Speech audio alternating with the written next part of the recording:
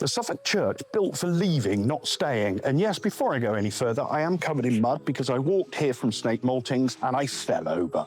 But we'll move on. This church was never meant to serve a village. It was built to guard a boundary. That alone tells you something important about Iken, because this place didn't grow in the usual way. It was positioned. St Botolph's church at Iken stands on the edge of the River Ald, facing tidal marshland rather than farmland, and that choice was deliberate. Botolph was a real historical figure, born around AD 610 and active until his death in AD 680. He was one of the earliest Christian missionaries in East Anglia. But unlike later church builders, Botolph did not place his churches in towns or centres of power. He placed them at edges, river mouths, crossings, coastlines and points of departure. Across England, churches dedicated to St Botolph appear again and again at liminal sites. Boston in Lincolnshire, Botsdale on the Suffolk-Norfolk border, and here at Iken, overlooking a river that once carried people out into uncertainty. In the 7th century, this stretch of the Ald was wider and more navigable than it is today. And I know, because I've navigabled it. It functioned as a route, not as a barrier. People moved along it by boat and not road, and Iken sat at a point where land, water and belief overlapped each other.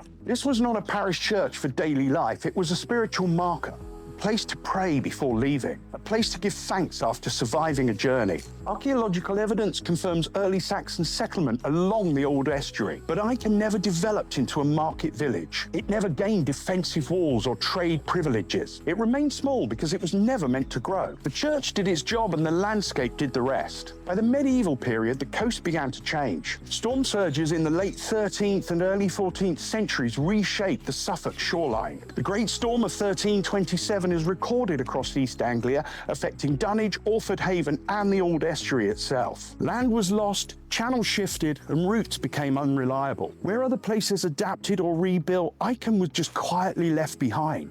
The river silted, roads ended instead of continuing, trade just moved elsewhere. And so the church remained, still facing the water even when the water no longer brought people. That's why standing here today feels different. Not eerie, not haunted, but unresolved. This is a place built for movement that slowly lost its reason to move. A threshold without traffic, a departure point without departures. St Botolph's church was meant to bless journeys. Instead, it became a monument to the moment when journeys just stopped. And that's the real folklore of Iken. Not ghosts, not legends whispered after dark, but a building that tells you very clearly that this was once a place that people passed through on their way to somewhere else. If you enjoyed this video, please hit like, please leave a nice comment, and please subscribe to our channel for more content like this.